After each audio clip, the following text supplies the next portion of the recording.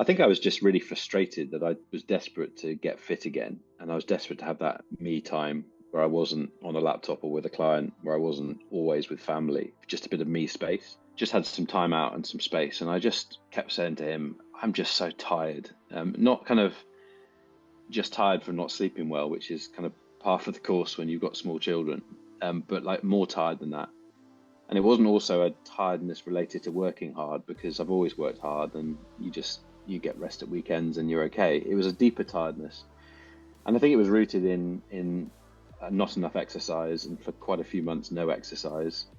It was rooted in not eating very well and probably thinking, what's the point in eating well and exercising because I haven't really got time to do it consistently.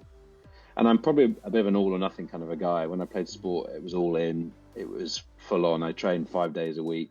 I ate a special diet. So because I can't do that, it swung so far the other way that I was doing nothing. And I guess for many people listening and the guys who work with Lee, when you're, running a company or got big responsibilities at work and you're got responsibilities with a family, you just don't have a lot of spare time. And I got to a point ultimately, I think, where I was making an excuse that was never going to change for this season of life.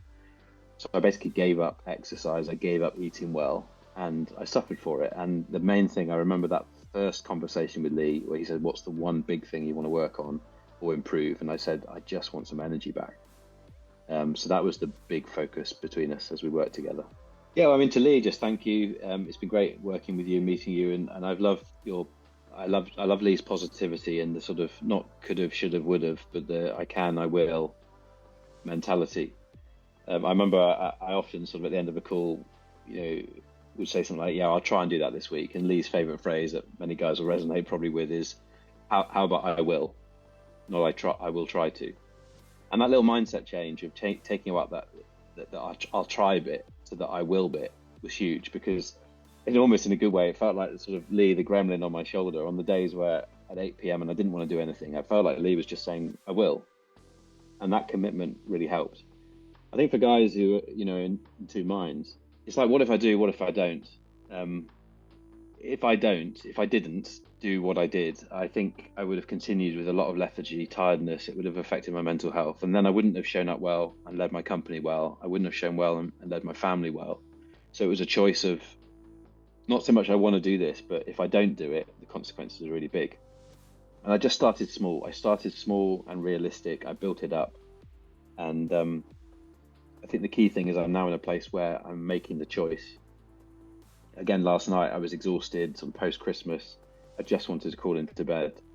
But I made a choice to do some exercise and I felt great afterwards. And then this morning I woke up feeling energized. So if you're sitting on the fence, any of the guys out there, just encourage you, just have a go.